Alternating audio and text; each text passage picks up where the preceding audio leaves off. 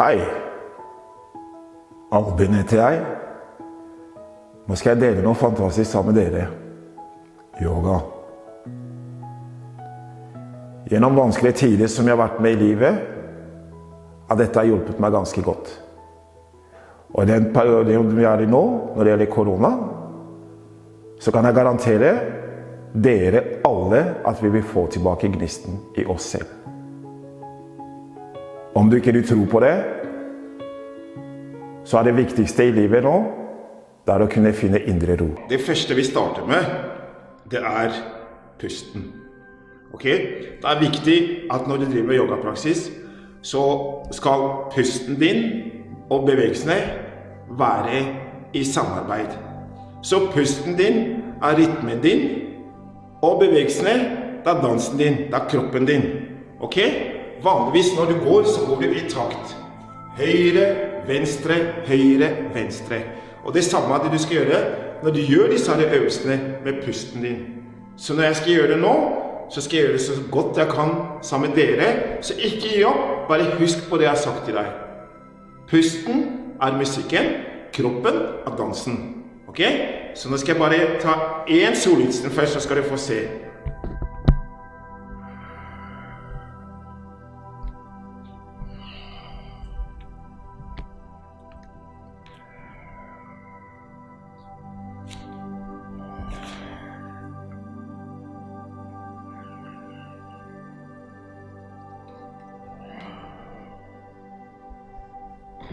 Og her står vi 5 pust.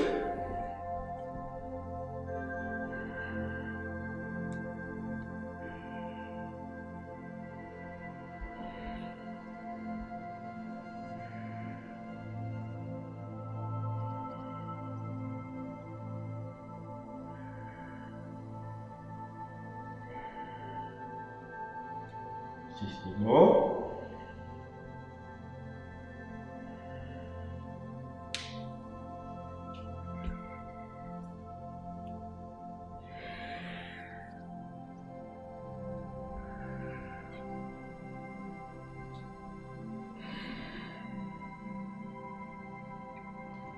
Der har vi det. Ok? Så nå skal jeg prøve også å jobbe sammen med dere, så skal vi få det til. Ok. Så man sitter i, det vil si samlet bein. Vi starter alltid med samlet bein, så avslutter vi med samlet bein. Er vi klare? Yes. Så livsen av. Pust inn, stekk opp her håndflatene sammen, se på tommelen. 2 puster ut hele håndflaten ned. Bøy gjerne kne om du vil. 3 puster inn, så ser vi frem, mange rygger. 4 hopp for å gå tilbake til kroppen av dasen av. 5 puster vi inn opp på svisen nå. Og 6 puster vi ut av svisen. Så høfter vi avfra på beina, og 5 puster. 1, og puster. 2, og puster. 3, og puster. 4, og puster. Siste nå, og puster. Puster vi inn, hopp eller gå frem, høyre beina, og så venstre beinet, så puster du ut hodet ned. Puster vi inn, over hele veien opp, håndflatene sammen, se på tommelen, og puster ut, så man sitter i. En gang til, puster vi inn, stekk opp armene og håndflatene sammen, se på tommelen. 2 puster ut hele håndflaten ned. 3 puster vi inn, så ser vi 5, lang ligger. 4 hopp eller gå tilbake til trappen av dasen av høyre bein og så venstre beinet, og puster ut. 5 puster vi inn opp på svisen nå, og 6 puster vi ut av svisen. Så 5 nedpust. 1, og puster ut. Bøy gjerne kne om du vil. 2, så sier vi rumpa tilbake, og puster ut. 3, og puster ut. 4, og puster ut. Siste nå, og puster ut. Puster vi inn, hopp eller gå frem, Høyre bein, også venstre beinet, se frem, og puster ut hodet ned. Puster vi inn, kommer hele veien opp, og flatene sammen, og samme sitter i. En gang til, puster vi inn, snekker pannene og flatene sammen, se på meg. 2 puster ut, hele håndflaten ned. 3 puster vi i, så ser vi frem. 4 hopper og går tilbake til madrassen. 5 puster vi inn, opp og svissen da. Og 6 puster vi ut, da og svissen da. 5 ned, 1. Og puster ut. 2. Og puster ut. 3. Og puster ut. 4. Og puster ut. Siste nå. Og puster ut. Puster vi inn, så går det frem. Ja, litt sammen andre korte steg. Og puster ut, hodet ned. Puster vi inn, kommer hele veien opp. Og flatene sammen. Og sammen sitter i. Nydelig. Siste nå. Puster vi inn, stekker pannene og flatene sammen. Se opp til meg. 2 puster ut, hele håndflaten ned. 3 puster vi inn, så ser vi frem. Lander igjen, bøy gjerne kne. 6 puster ut, hopper det går tilbake til madrassen. Gå gjerne, legg deg hele veien om du vil. 5 puster vi inn, opp på svissen nå. Så er det bane nå. Om det begynner å kjenne armene. Så 5 puster 1. Og puster ut. 2. Og puster ut. Det er godt på armene. 3. Og puster ut. 4. Så kommer vi opp. Og puster ut. Siste nå. Og puster ut. Puster inn, hopper det går frem. Mange korte steg, og puster ut, hodet ned. Puster inn, kommer hele veien opp, og flatene sammen, og sammen sitter i. Så er det solhilsen B. Den er litt krevende. 17 år snart, men bare heng med. Ok. Puster vi inn, så bøy kne, stekk opp armene og flatene sammen, se på tommelen. 2, så puster vi ut, hele håndflaten ned. 3 puster vi inn, så ser vi frem, lang i ryggen. 4 hopper det går tilbake til flaten av dassen. 5 puster vi inn, opp på svissen da. Og 6 puster vi ut, da og svissen. 7 høyre beinet frem, og siden av høyre armene. Puster vi inn, stekk opp armene og flatene sammen, se på tommelen. Og puster ut, tilbake til flaten av dassen. Puster vi inn, opp på svissen da. Så puster vi ut av armen og svissen. Så er det venstre beinet frem, ved siden av venstre armen. Puster vi inn, stekker opp armen og flatene sammen, se på tommelen. Så puster vi ut, tilbake til flaten av dassen. Puster vi inn, opp på svissen da. Og puster ut av armen og svissen. Så 5 igjen pust. 1. Og puster ut. 2. Og puster ut. Husk på at du kan bøye på kne. 3. Og puster ut. 4. Og puster ut. Siste nå. Og puster ut. Puster vi inn, hopper det går frem. Og puster ut, hodet ned. Så bøyer vi kne. Puster vi inn, stekker opp armene og flatene sammen, og knebøy, og puster ut, oppreis, sammen sitter i. Så bøyer vi kne, puster vi inn, stekker opp armene og flatene sammen, se på tommelen. 2 puster ut, hele håndflaten ned. 3 puster vi inn, så ser vi frem. 4 puster ut, hopper det går tilbake til chaturanga-dansen. 5 puster vi inn, opp på svissen da. Og 6 puster vi ut, da og svissen.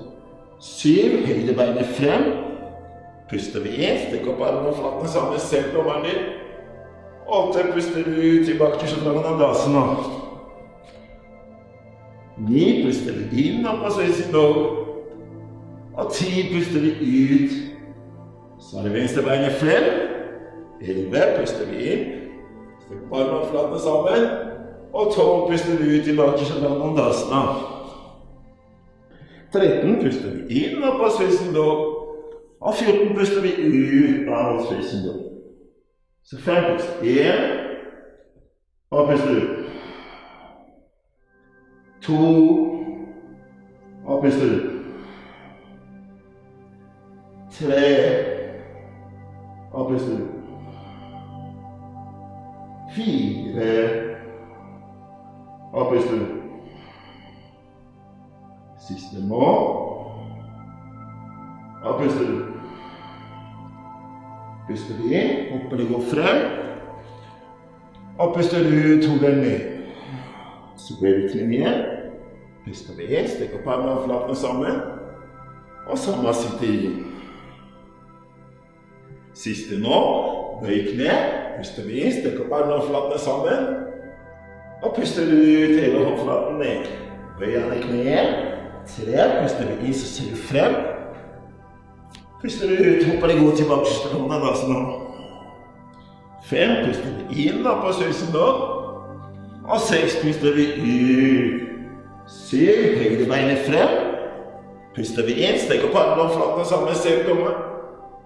Så puster vi ut, tilbake til andasen nå. Puster vi inn opp på sveisen nå. Og puster vi ut. Så er det venstre beinet frem. Puster vi inn, stek opp armene og flatene sammen, ser vi dommeren din. Og puster ut, tilbake til andasen nå. Puster vi inn, opp og sveisen nå. Og puster ut, da og sveisen nå. Så 5 puster 1. Og puster ut. Du kan godt ta barnet her også. 2. Og puster ut. 3. Og puster ut. 4. Så kommer vi også opp og puster ut. Siste nå. Og puster ut. Puster vi inn, hopper og går frem. Og puster ut hodet ned. Så bøyer vi kne. Puster vi inn, stikk opp armene og flatene sammen. Og sammen sitter i. På den godstad. Hofteblad avstand på beina. Puster vi inn, så forlenger ryggen din. Og på utpusten tar du tak i stortå, pekefinger og langfinger går imellom. Så tar du godt tak. På innpust så forlenger ryggen din. Og på utpusten og hodet ned. Så hold deg ned der. 5 pust. 1. Bøy gjerne kne, og puster ut. 2. Og puster ut. Og det var andre. 3. Og puster ut. 4. Og puster ut. Siste nå. Og puster ut. Og fortsatt på innpust så forlenger ryggen. Og på utpusten og armene under foten. Så gjør så godt du kan. Så bøy gjerne kne. Puster vi inn så forlenger ryggen en gang til. Og på utpusten er hodet ned. Slag godt ta det hele veien. Så 5 pust. 1. Og puster ut. Så får vi sykkel. 2. Og puster ut. 3. Og puster ut. 4. Og puster ut. Siste nå. Og puster ut. På innpust så forlenger ryggen. Og på utpusten armene rundt hofta di. Så bøy gjerne kne ditt. På innpust så kommer du hele veien opp. Og så samlet bein, sammen sitter i. Nydelig. Puster vi inn, dere får et ekstra pust. Og puster. Nå er det vridningsposisjoner. Puster vi inn, så tar jeg et lite steg mot høyre siden din. Og så vri på høyre beinet og venstre beinet, og så høyre beinet ditt. Og så bare puster du ut. På innpust nå, så strekker du armene. Og på innpust nå, så tar du tak i stortåa di. På innpust så strekker opp venstrearmen din. Og på innpust så blir kroppen og hodet, og så ser du på taket. Så 5 pluss 1. Og det er også godt i gang, og puster ut. 2. Og puster ut. 3. Og puster ut. Strekk deg godt nå. 4. Og puster ut. Siste nå. Og på innpust kan du prøve å se ned igjen. Der ja, på innpust kommer det hele veien opp. Og så blir på beina dine, og så puster du ut, så er det motsatte side. På innpust så strekker du opp øynene ned. Og på innpust så blir kroppen ned, og så ser du opp. Der ja, så 5 ledes. Og puster ut. Nydelig 2. Og puster ut. 3. Og puster ut.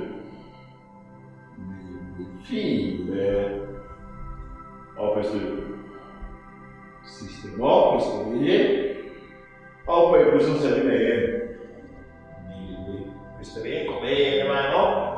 Så er det bare litt, så puster du ut, så krysser du venstrearmen opp, og plasser den på utsiden av foten din. Da har gått bøye kne hvis du får den armen ned. Ja, puster vi inn, så strekker du opp høyre armen. Og på øyeblikk så blir kroppen, åpner opp brystet, og så ser du på taket. Så 5 ned, pust 1. Og puster ut. 2. Du må spille musikere for å holde balansen. 3. Og puster ut. 4. Og puster ut. Siste nå. Og på øyeblikk så ser vi ned. På innpust kommer vi hele veien opp. Så vri på beina dine.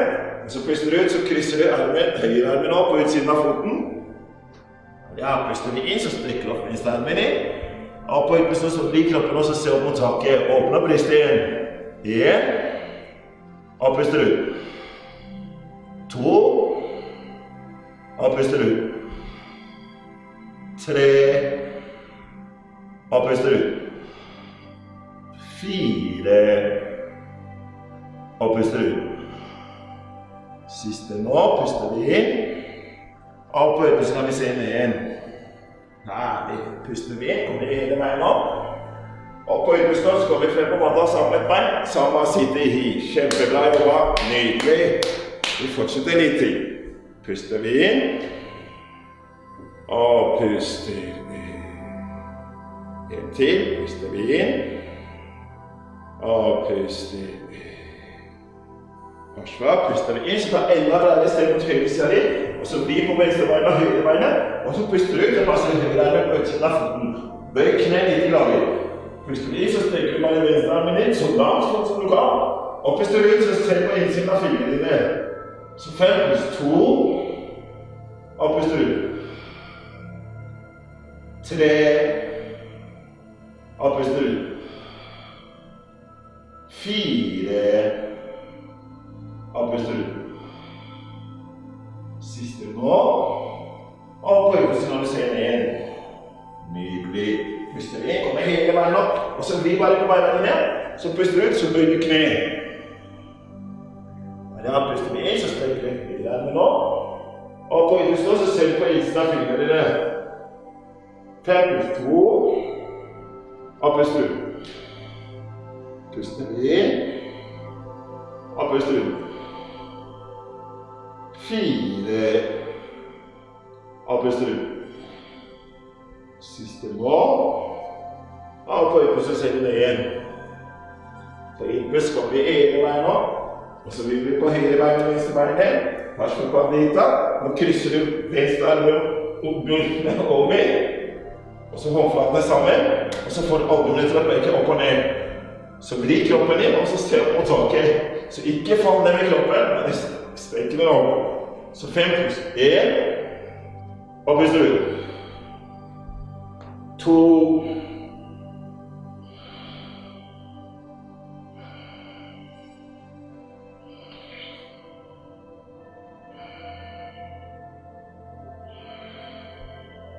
Siste nå. Og puster vi inn, kommer hele veien opp, landene sammen. Så puster vi ut, så krysser vi nå. Høyre armen over. Ja, på innpust nå, så blir kroppen også se opp mot taket. Og så 5 nedpust. 2. Og puster ut. Nydelig. 3. Og puster ut. 4. Da kan komme høyre opp og puster ut. Siste nå. Og puster ut. Puster vi inn, kommer hele veien opp. Og på øyeblikket kommer vi frem på maten, samme bein, samme sitt i. Nydelig. Tar vi et steg mot høyre siden igjen. Og så bare puster vi ut. Puster vi inn, så forlenger vi igjen. Det går på beina.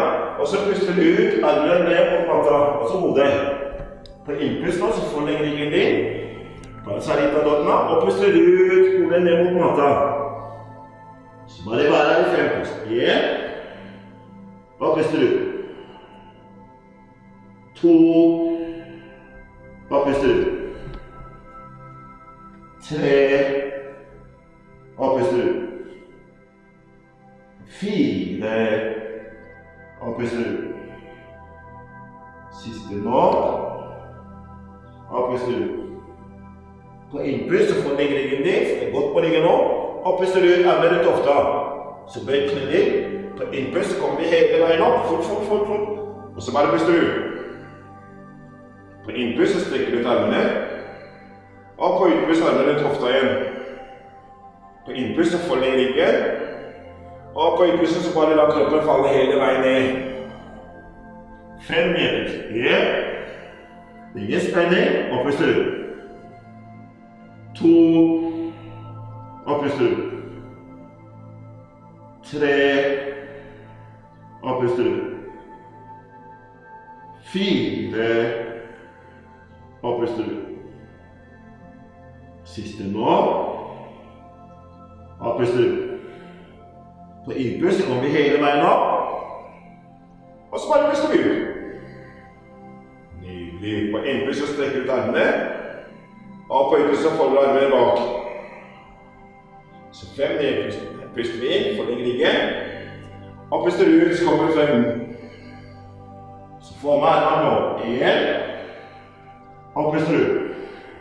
Bare jobb med å få med armene. 2. Og puster ut. 3. Og puster ut. Bare være der du er. 4. Og puster ut. Siste nå. Og puster ut. På innpust så kommer vi hele veien opp. Og på utpust armen rundt hofta igjen. På innpust så forlenger vi ryggen. Og på utpust så tar vi tak i stortåa vår. På innpust så forlenger ryggen en gang til, se frem. Og puster ut hodet ned mot matta. Så blir armene utover. 1. Bøy gjerne kne, og puster ut. 2. Og puster ut. Åpner skjermen, så bare lære være. 3. Og puster ut. 4. Og puster ut. Siste nå. Og puster ut. På innpust, så forlenger ryggen din, se frem. Og så puster du ut armen rundt hofta. Hold lengden i ryggen. På innpust kommer vi hele veien opp. Og på utpust nå, samlet bein, samme sitte i. Kommer frem på maten. Nå tar vi polmotorene. Puster vi inn, så tar jeg et steg mot høyre siden i det. Og så blir du på venstre beinet, og så høyre beinet. På innpust, så tar du tak i albuene det. Bare hold, da er du klar. Og så bare puster du ut. På innpust, så forlenger ryggen. Og på utpust nå, så bare la kroppen falle ned. Så 5 nedpust. 1. Og puster ut. 2. Og puster ut. 3. Og puster ut. 4. Og puster ut. Siste nå. Og puster ut. På innpust så kommer vi hele veien opp. Så blir vi på beinet, så puster vi ut, så lar kroppen falle ned igjen. Så 5 nedpust. 1. Og puster ut. 2, og pust ut. 3, og pust ut. 4, og pust ut. Siste nå, og pust ut. På innpust så kommer vi hele veien opp. Så puster vi ut, så kommer vi frem på maten, samme bein, samme side i. Nydelig. Puster vi inn, og puster ut. Nå hopper vi parassaler, så skal vi jobbe oss ned til sittende. Samle et bein inn, puster vi inn, og puster ut. Siste nå, og puster ut. Så tar vi solhusen igjen, puster vi inn, stekker opp armene og håndflaten sammen, se på tommelen. 2 puster ut, hele håndflaten ned. 3 puster vi inn, så ser du frem, langer igjen. 4 hopper vi går tilbake til trappa av dasen. 5 puster vi inn, og på strussen opp. Og 6 puster vi ut av strussen. Tar vi videre bare, høyre beinet frem, puster vi inn, stekker opp armene og håndflaten sammen, se på tommelen. Og her står vi 5 pust. 1, og puster ut.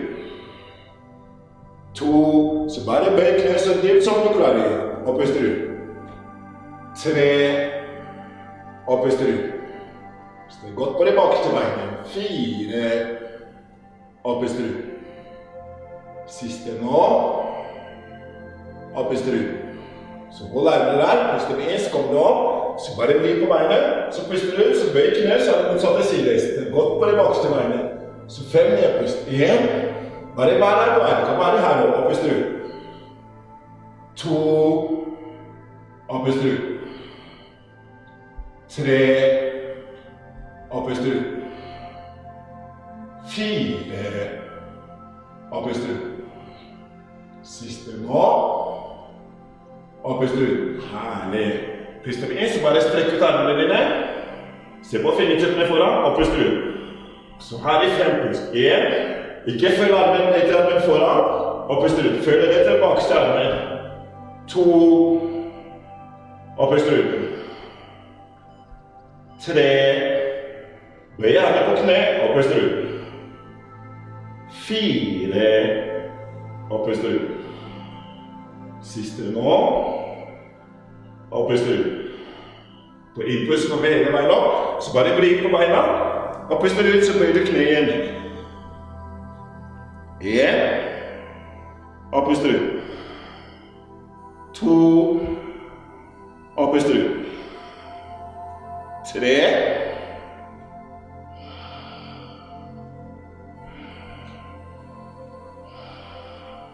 siste nå, og på innpusten kommer armene tilbake til chaturanga. Puster vi inn og på strussen opp, og puster ut armen og strussen opp. Så tar vi høyre beinet, krysser høyre beinet først, så venstre bak, så skyv deg bare til sittende. Så strekker vi på beina. Vi starter alltid med samlet bein, og når vi kommer til sittende, så må du huske på beina dine alltid samlet. Jeg er sikker på at dine har delt seg, så bare sett fokus på, og så holder dem alltid samlet.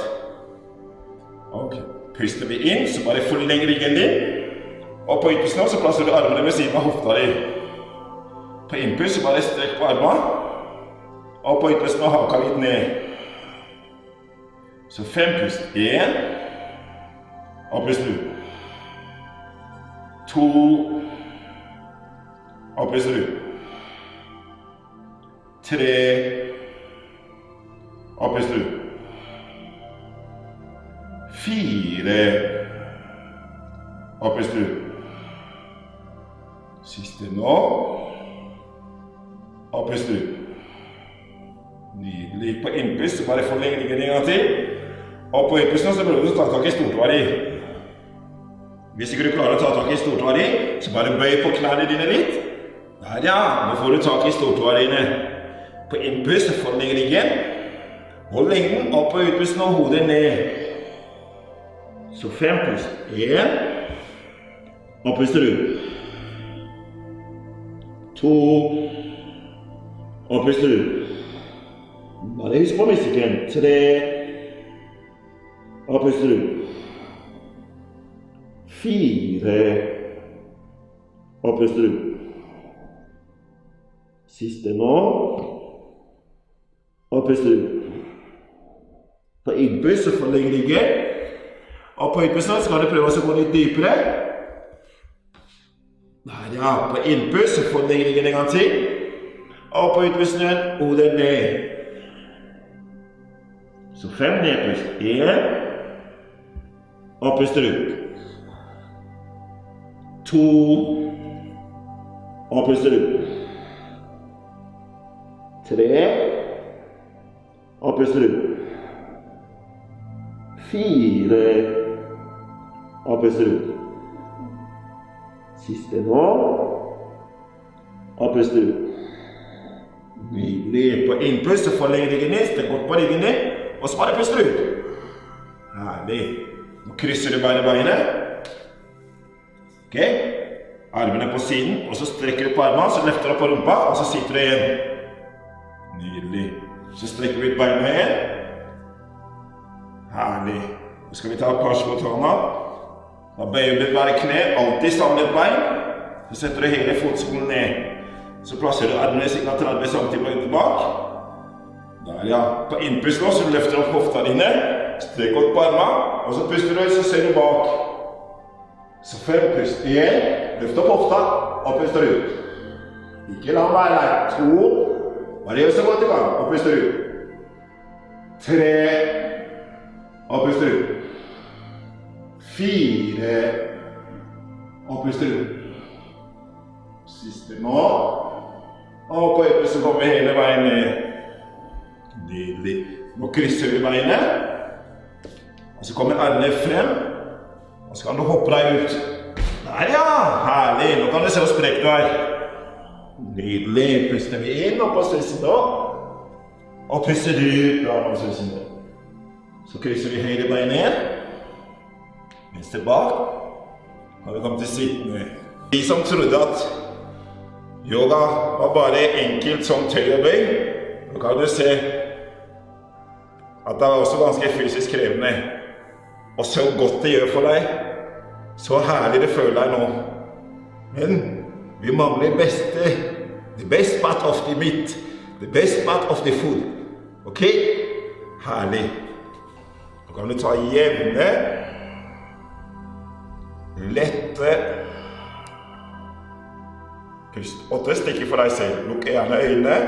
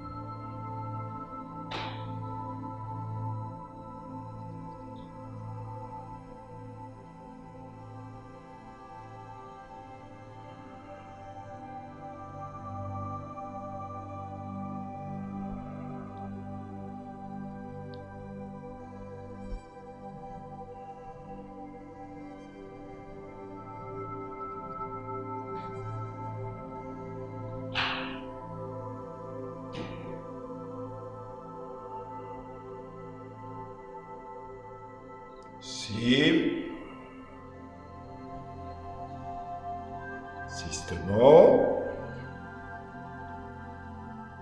Og puster. Nydelig. Puster vi inn, så bare åpner bøyene nå. Og puster. Nydelig. Puster vi inn, så kommer vi frem. Og puster ut, så hopper du ut til. Puster vi inn, og på svisjen da. Og puster ut, og på svisjen da. Puster vi inn, så krysser høyre bein ned.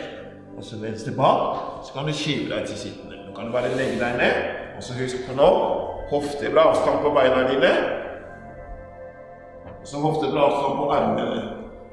Får skuldrene til å senke seg ned. Så lukker du øynene. sett all fokusen i der i pusten din nå, bare gjennom lesa. Ok? Ok, så følger bare etter rytme som jeg gir deg nå. Følger etter tellene som jeg gir deg. Puster inn. Og puster inn. Puster inn. Og puster inn. Puster inn. Og puster inn. Lett og rolig. Puster inn. Og puster inn. Puster inn. Og på utpusten nå så slipper vi all spenning som er rundt ansiktet. Der, ja. Puster inn. Og puster inn. Observer tankene dine.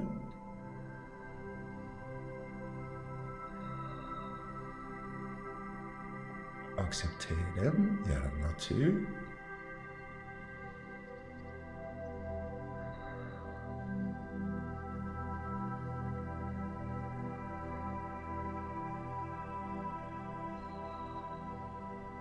Med den jevne, stabile pusten inn, så bare la de tankene gå. Sett all fokusen inn her i pusten.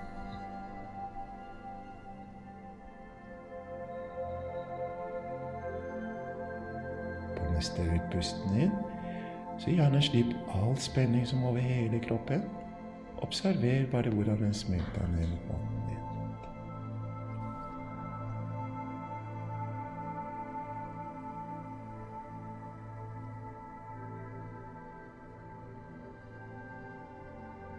Slapp av øynene dine.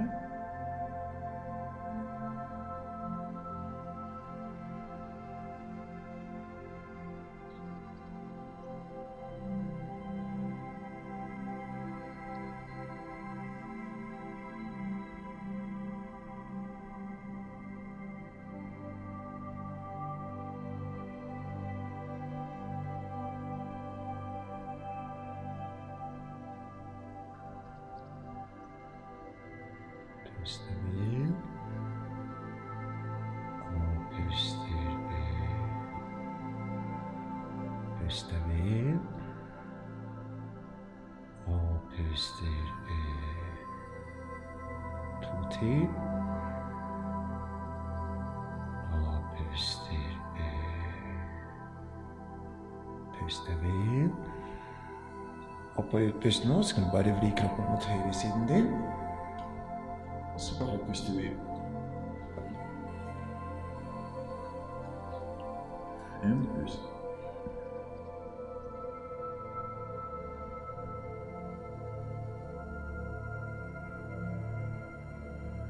2.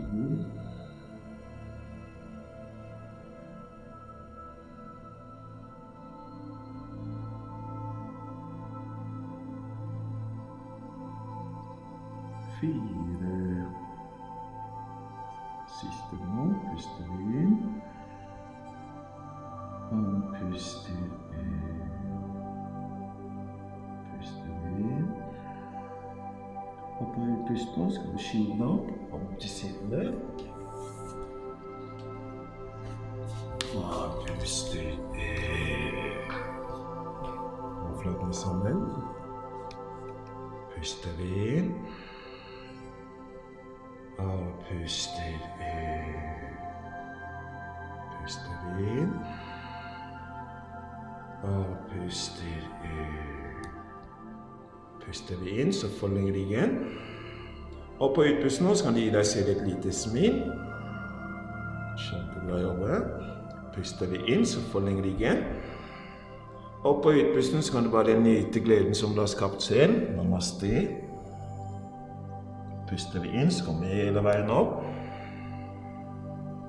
Og puster inn.